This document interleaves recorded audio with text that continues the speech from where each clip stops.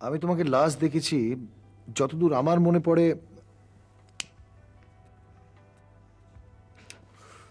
তুমি তখন ক্লাস 9 বা 10-এ পড়তে। বিমলদা বিমলদা ভীষণ অসুস্থ ছিলেন।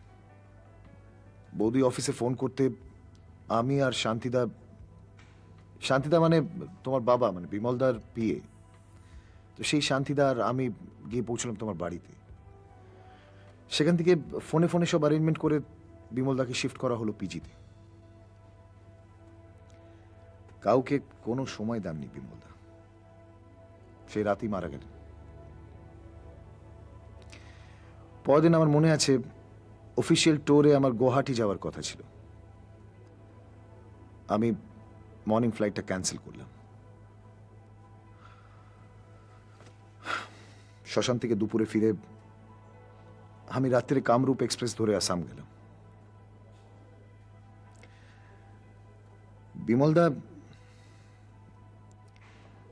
বিমলদাকে আমি কোনোদিন ভুলতে পারবো না, কোনোদিন না। আমার জন্য যা বিমলদা করেছেন। এমনিতেই বিমলদা অফিসে সবার ভীষণ প্রিয় ছিলেন, কিন্তু আমাকে একটু একটু অন্য চোখে দেখতেন, বলতে পারো ছোট ভাইয়ের মতো। আমি যেই জায়গায় আজকে পৌঁছেছি তার মূলে কিন্তু বিমলদা। সেই জন্যই তো মা আমাকে জোর করে পাঠালেন। আপনি যদি আমার জন্য কোনো চাকরি। চাকরি? কে করবে চাকরি? তুমি? কেন, আমি চাকরি করতে পারি না? হ্যাঁ, পারবে না কেন? নিশ্চয়ই পারবে, পারা উচিত। ইনফ্যাক্ট লেখাপড়া করেছো, চাকরি পারবে না কেন? কেন বেকার ঘরে বসে থাকবে? চাকরি বাকরি হোক, কোনো ছোট ব্যবসায়ী হোক, কিছু না কিছু একটা করা উচিত। তুমি শোনোনি, an idle mind is a devil's workshop. বেকারে বাড়িতে বসে থাকার চেয়ে অনেক বেটার কোনো কাজ করা। আচ্ছা, আমি না একটা বায়োডাটার কপি আপনাকে দিয়ে যাচ্ছি, এটা আপনার কাছে রেখে দিন, যদি কখনো কোনো রকমভাবে। হ্যাঁ, ইনফ্যাক্ট আজকাল আর বায়োডেটাতে কোনো কাজ হয় না। তাও আমি একটা কপি রেখে দিচ্ছি, যদি কোনো সন্ধান পাই।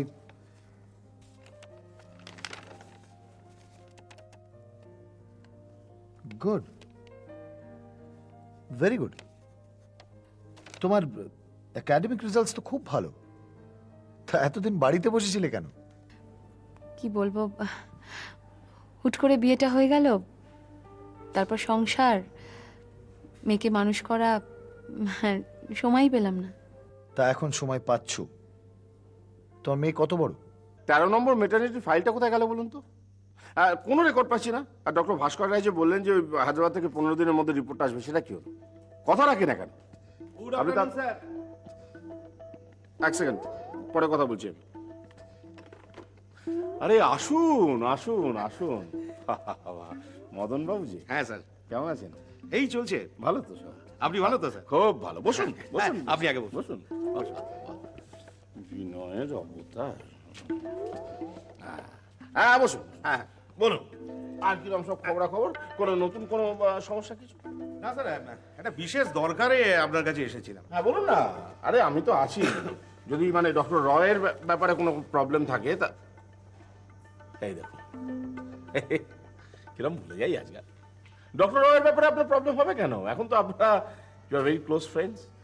ইনফ্যাক্ট আপনারা তো ওয়েল উইশার না এখন। কিন্তু স্যার আপনারা বলতে কেন? আপনি আর শশাঙ্ক বাবু। সত্যি ডক্টর রয় এরকম গাড্ডায় না পড়লে আপনারা দুজনকে এরকম হলায় গলায় দেখা যেত না। ভালো লাগছে, খুব ভালো লাগছে। আপনারা দুজনে কি সুন্দর একজোট হয়ে ওনার চেম্বারে যাচ্ছেন, ওনাকে সাহস দিচ্ছেন, খুব ভালো খুব ভালো। স্যার দেখুন, এটাকে আমি আমার কর্তব্য বলে মনে করেছি। অ্যাকচুয়ালি ডক্টর রায়ের মতো একজন গুণী ডাক্তার বিপদে পড়েছেন, ওনার পাশে দাঁড়ানোটা আমাদের সকলের কর্তব্য। অন্তত আমি তো সেটা মনে করি। এখন শশাঙ্কবাবু বললেন যে উনি আমার সঙ্গে আসবেন, কেউ একজন বললে তাকে তো আমি বারণ করতে পারি না। না না না বালাই সাহেব, বারণ করবেন কেন? না না, প্রশ্নই ওঠে না। একটা ভালো কাজ করছেন বারু। তবে শশাঙ্ক বাবু আপনাকে বললেন না, আপনি শশাঙ্ক বাবুকে বললেন, এই খটকাটা এখনো আমার মনে রয়ে গেছে। এনিওয়ে, যাকে একই জন্য এসেছেন বলুন তো? হ্যাঁ স্যার, যে কারণে এখানে আসা, নির্মল চক্রবর্তী বলে একজন আপনার এই হসপিটালের স্টোরস ডিপার্টমেন্টে চাকরি করতেন। করতেন করতেন মাস তিনেক আগে স্টোর্স থেকে একটা ওষুধ চুরির অপরাধে আমি জানি স্যার, আমি সব জানি, ইন ডিটেল বলতে হবে না। আমি যেটা জানি না সেটা তার উপর থেকে সাসপেনশন অর্ডারটা উইথড্র করা হচ্ছে না কেন? এটা আমিও জানি না। সেটা বললে আর কি হয়? হ্যাঁ, এতদিন পরে দেখা, চা কফি খাবে না? হ্যাঁ, 2 কাপ কফি লেখে। তা তুমি ডিসাইড করেছো যে চাকরি করবে? হ্যাঁ, আসলে এখন একটা কিছু করার দরকার হয়ে পড়েছে। আমি বায়োডাটার কপিটা আমার কাছে রেখে দিচ্ছি। এই মুহূর্তে তেমন কোনো সন্ধান আমার কাছে নেই, কিন্তু ইনফ্যাক্ট একটা রিক্রুটমেন্ট নিয়ে আমাকে একটা 5 স্টার হোটেলে রিসেপশনিস্টের কাজ। এই নাও কফি। Thank you. তা এই যে তুমি চাকরি করবে বলে ঠিক করলে, এতে তোমার হাজবেন্ডের কোনো আপত্তি নেই?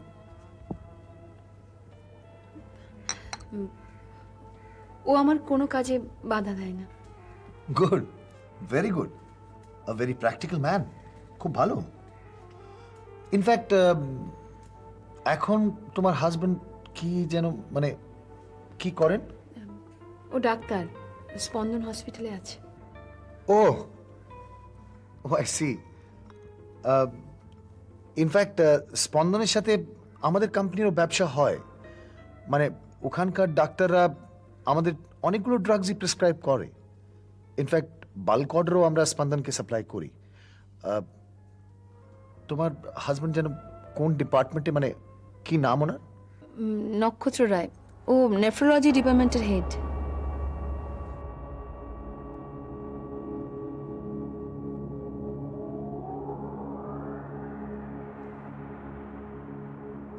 দেখুন স্যার, এই স্পন্দন হসপিটালটা কিন্তু দিন দিন এই দুর্নীতি আর স্বজন পোষণের একটা ডিপো হয়ে প্লিজ উঠছে। প্লিজ মদন বাবু, এই নিয়ে এত কথা হয়েছে, আমার আর নতুন করে কষলাতে ইচ্ছে করছে না। আর তাছাড়া যাকে যাক, আমি এখন বিজিও আছি।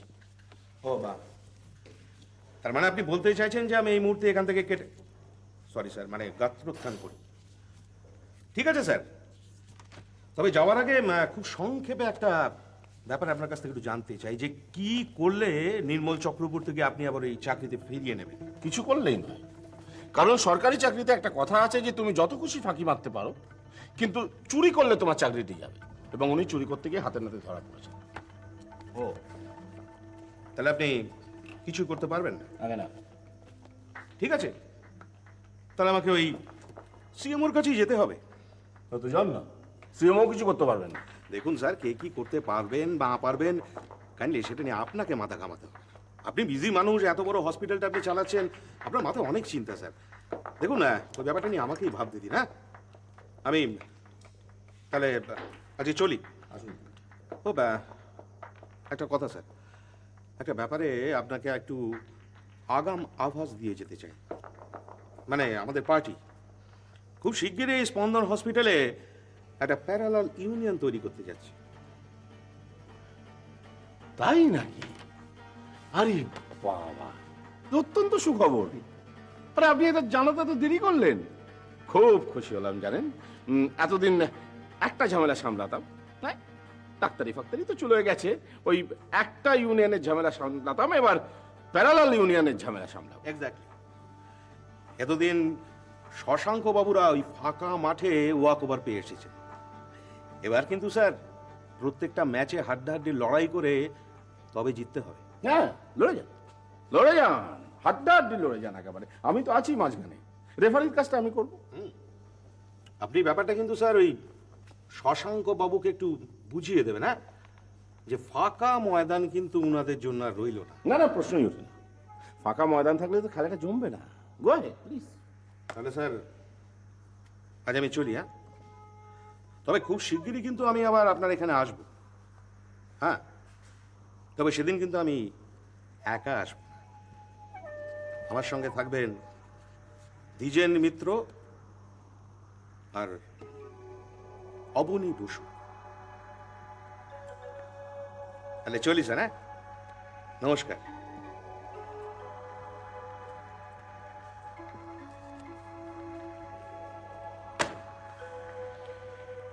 হয়ে গেল।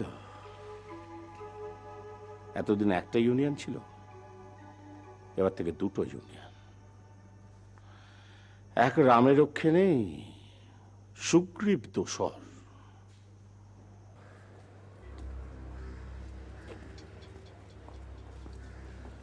ব্রজ, মদন নাকি সুপারকে রাজি করাতে পারবে? সত্যি বলতে কি নির্মলদা, মদনদার কদ্দূর এলেম সেটা পরীক্ষা করবার জন্যই আপনাকে তার কাছে নিয়ে গিয়েছিলাম। আসলে মদনদা অনেকদিন ধরে চাইছে এই হসপিটালে একটা ইউনিয়ন তৈরি করতে, আমরা বাধা দিয়েছি। তবে হ্যাঁ, আপনার কেসটা যদি এবার সলভ করতে পারে, তবে মদনদার পার্টিকে এই হসপিটালে একটা প্যারালাল ইউনিয়ন আমরা করতে দেব। কিন্তু শশাঙ্কদা ইউনিয়নটা আছে, যেমন আছে তেমনি থাকবে, আমরা থাকবো না। আমরা গিয়ে ওই মদনদার ইউনিয়নে ভিড়বো। ব্রজ, যে ইউনিয়নই হোক, যে পার্টি হোক, আমার একটা সলভ করে দাও ব্রজ। আমি তো কখনো এরকম অবস্থায় পড়িনি। আর মাসখানেক পরে আমার যে... আরে বাবা, আপনি তো দেখছেন যে আপনার জন্য আমি আপ্রাণ চেষ্টা করছি। না না, তুমি চেষ্টা করছো, তাই তো তোমার উপর আমার এত ভরসা। আসলে আমি তোমার কথা শুনে কেন যে ওষুধ পাচার করা শুরু করলাম। তার মানে আপনি কি আমাকে দোষারোপ করছেন? না না না, আমি তোমার দোষ দিচ্ছি না। আমি তোমার কোন... দোষ আপনার, হ্যাঁ দোষ আপনার। আপনি যদি আমার কথা মতো ওই ওষুধগুলো আপনি আমার যেরকম সাপ্লাই করে যাচ্ছিলেন সেরকম করতেন, তাহলে এই কাছে করতে হতো না। একটু বাড়তি লোভ আপনার ঘাড়ে চাপলো, 2 পয়সা বেশি কামাবার জন্য ওই বাইরের দোকানে গিয়ে আপনি ওষুধ সাপ্লাই শুরু করলেন। ঝামেলা তো পড়বেনি। না না, তুমি ঠিকই বলেছো ভাই, তুমি ঠিকই বলেছো। যখন অবস্থা খারাপ হয় তখন এরকমই হয় বলেছো। তুমি যদি আমার জন্য এখন একটু কিছু... আর ওই তো মদনদা আসছে, আসুন, আপনি আমার সাথে আসুন। হ্যাঁ হ্যাঁ হ্যাঁ, প্রবলেমটা আমি বুঝতে পারছি। তা আপনার, হ্যাঁ হ্যাঁ, আমার ব্যাপারটা একটু বোঝার চেষ্টা করুন। হ্যাঁ ঠিক আছে, মদনদা, হ্যাঁ 1 মিনিট। হ্যাঁ আচ্ছা আচ্ছা আচ্ছা আচ্ছা, আমি পরে কথা বলছি। ওকে। আচ্ছা, ইয়ে সুপারের সাথে কোনো কথা হলো আপনার? হ্যাঁ হ্যাঁ, কথা হয়েছে, অনেক কথা হয়েছে। তবে রজলাল, আমি একদিন এখানে ওই দ্বিজেন্দ্র অবনীতাকে নিয়ে আসবো, বুঝলে তো? আচ্ছা, ওদের দিয়ে একটা ছোটোখাটো মিটিংয়ের এখানে একটা ব্যবস্থা করে ফেলতাম। আমি কিন্তু আজকে সুপারকে একটা কথা খুব স্পষ্ট করে বলে দিয়ে এসেছি, করাপ্টেড ইউনিয়ন এখানে বেশি দিন রাজত্ব করতে পারবে না। কিন্তু আমার ব্যাপারটা, আমার ব্যাপারে কোনো কথা হলো? হ্যাঁ, আপনার ব্যাপারে হ্যাঁ হয়েছে, কথা হয়েছে। তবে একটা মুশকিল কি জানেন তো, যে এই মুহূর্তে আমি যদি আপনাকে ওই কাজে ফিরিয়ে নেওয়ার ব্যাপারে বলি, তাহলে একটু প্রবলেম হতে পারে আর কি। আসলে শশাঙ্কবাবু ঝামেলা করতে পারে। আসলে ওই লোকটা তো কোনোদিন কারো ভালো চায়নি, এটা তো ব্রজলাল তুমি ভালো করে জানো। না না, সেটা আমি জানি, কিন্তু দাদা আপনাকে একটা কথা আমি বলছি, যে আপনাকে তো পরিষ্কার জানিয়েছি যে নির্মলদার ব্যাপারে যদি আপনি কিছু করতে পারেন, তবে এই হসপিটালে আপনি যদি ইউনিয়ন তৈরি করতে যান, আমাদের ফুল সাপোর্ট পাবেন। আমি কিছু করতে পারবো না এটা একবারও বলেছি। তুমি তো একটা ব্যাপার বোঝো ব্রজলাল, যে এক্সিস্টিং ইউনিয়ন যদি কোনো ব্যাপারে বাগড়া দেয়, তাহলে সেক্ষেত্রে আমার কিছু করা থাকবে না। আমাকে করতে হবে আরো গোপনে, ওপর মহলে কি। না, তার মানে সুপার কি কিছুই করতে পারবে না বললো? আরে সুপার কি বললো না বললো তাতে কি যায় আসে? হ্যাঁ হ্যাঁ, বাবারও তো বাবা থাকে নাকি? হ্যাঁ, আমি কারোর কথা শুনবো না। না না না, সেই বাবা আর বাবাকে তো আপনি চেনেন, তাকে দিয়ে কিছু করিয়ে আনতে পারবেন কি? তাকে যদি না চিনবো, তাহলে এত বছর ধরে পলিটিক্সটা আমি কেন করছি ব্রজলাল? আরে বাবা, শুধু ওই অবনীতাকে দিয়ে সিএমওকে একটা ফোন করাবো, ব্যাস। ওই সিএমও অবনীতার কথা ফেলতে পারবেন না। হ্যাঁ, কিন্তু সেটাই বা আপনি গ্যারান্টি দিচ্ছেন কি করে? আরে বাবা, আমি কি না জেনে কোনো কিছু গ্যারান্টি দিচ্ছি?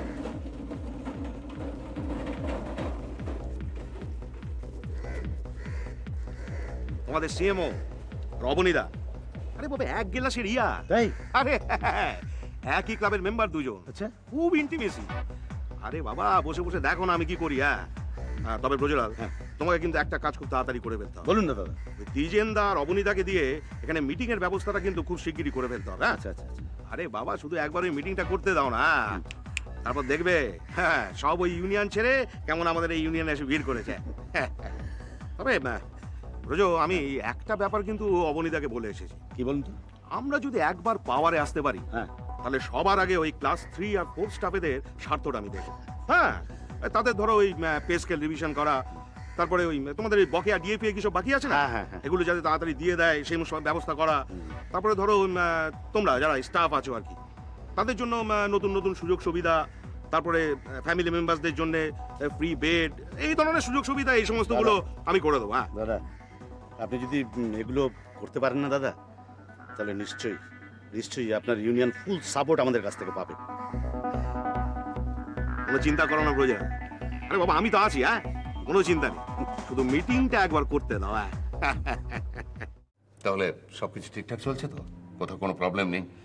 না, কোনো প্রবলেম নেই, সব ঠিকঠাক চলছে। That's good. কিন্তু শোনো, একটা ব্যাপার খেয়াল রাখতে হবে, কেউ কোনোভাবেই যেন আগাম ইনফরমেশন না পেয়ে যায়। না না না, একমাত্র এ ব্যাপারে ইনভলভ লোকজন ছাড়া কেউ ঘুণাক্ষর কিছু জানতে পারবে না। That's good.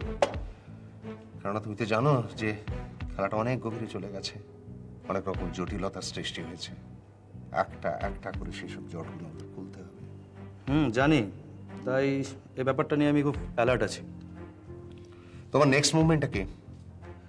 আর কয়েকদিনের মধ্যেই স্পেশাল বেঞ্চের কিছু অফিসার আমার সঙ্গে যোগ দেবে। ওনাকে আমরা কাস্টডিতে নেবো স্পেশাল প্রোটেকশানে। তারপর ওনার স্টেটমেন্ট রেকর্ড করে ওনাকে রাজসাক্ষী বানাবার চেষ্টা করব। I see. আমাদের ধারণা উনি নিজে থেকে রাজসাক্ষী হতে চাইবেন, কারণ যে চক্র ওনার বিরুদ্ধে কাজ করছে তারা ভবিষ্যতে ওনাকে আবার বিপদে ফেলার চেষ্টা করবে। দেখা যাক, all's well that ends well. সব কিছু ঠিকঠাক চললে ভালোই। কিছুদিন আগেই ক্যান্টিনে বসে তুমি তোমার সব কথা বলছিলে না, তোমার প্রবলেমস, হেল্পলেসনেস। আমি যদি ওরকম সব বলতে পারতাম। হ্যাঁ বলুন না স্যার, আমার তো মনে হয় বলা দরকার। আপনি কিছু বলছেন না বলে তো সবাই আপনাকে ভুল বুঝে চলেছে, যে যা পারছে তাই ভেবে নিচ্ছে। আপনি বলুন।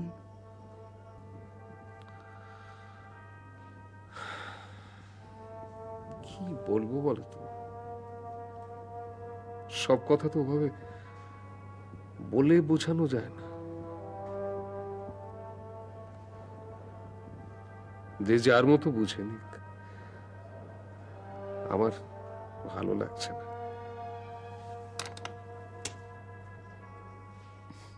বেশ, আপনি আমাদের কাছে নাই বা বললেন, কিন্তু আমার মনে হয় যে এই যে আমি শুনছি যে আপনার কেসটা খুব শিগগিরই শুরু হতে চলেছে, সেখানে আপনি কথা বলুন। কিছুতেই মুখ বন্ধ করে থাকবেন না, যা যা বলার সব বলবেন। না, চুপ করে থেকে কোনো লাভ নেই জানি, কিন্তু কি বলবো? আমি যা বলতে চাই তা শুনবেই বা কে? কেন শুনবে না? কেন শুনবে না? আমার কাছে তো প্রমাণ নেই। আমি যা বলবো সেটা তুমি প্রমাণ করতে পারবো না। কেন পারবেন না? যদি ওই কাঠগড়ায় দাঁড়াবার আগে ওইসব কি ওথ টোথ নিতে হয় না, গীতা টিতা ছুঁয়ে বলতে হয় যাহা বলিব সত্য বই। প্রমাণ ছাড়া ও গীতাও তার কোনো মূল্য নেই। আর উকিল কি বলছেন? উকিল তো কিছু ঠিক করিনি, তখন যা হবে দেখা যাবে। উকিল ঠিক করেননি? না, না না না, এটা তো একদমই ঠিক হচ্ছে না। আমাদের একজন ভালো উকিল দরকার। প্রমাণ ছাড়া একজন উকিলই বা কি করবে বলো তো? প্রমাণ তো দেখুন, আপনি তো গিলটি নন। একজন পাকা উকিল সেরকম ভাবে কেস সাজিয়ে নিতে পারবে। আর অন্যান্য কেসে উকিলরা 9কে 6 করে দিচ্ছে, দিনকে রাত করে দিচ্ছে, আর আপনার কেসটা তো। মল্লিকা, আমি কিন্তু 9টাকে 9 আর 6টাকে 6ই দেখতে চাই।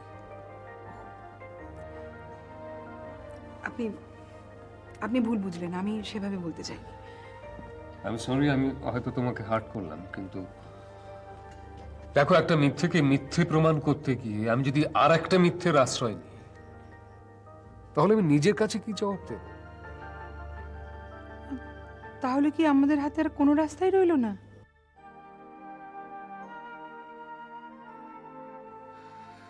জানি না, সব রাস্তার হাল হদিস তো আমার জানা নেই, তবে আমি যে সহজ সরল রাস্তার কথা জানি সেগুলো ওই খানিকটা এগিয়ে শেষ হয়ে গেছে। তারপর আর কোনো উপায় নেই। আমি ডক্টর সেনের কাছে শুনেছি যে টেস্ট রিপোর্টের কপিটা চুরি হয়ে গেছে। এখন যেই প্যাথোলজিস্ট এই রিপোর্টটা তৈরি করেছিলেন, মানে দ্য কিওরের প্যাথোলজিস্ট, ওনাকে তো আমরা বলতে পারি। হ্যাঁ, তিনিও তো শুনেছি একটা অ্যাক্সিডেন্টে চোট পেয়ে এখন এই হসপিটালেরই কোনো একটা বেডে শুয়ে আছেন and he has lost his memory. Oh my God! মানে তাহলে আমাদেরকে আর কোনো উপায় রইল না?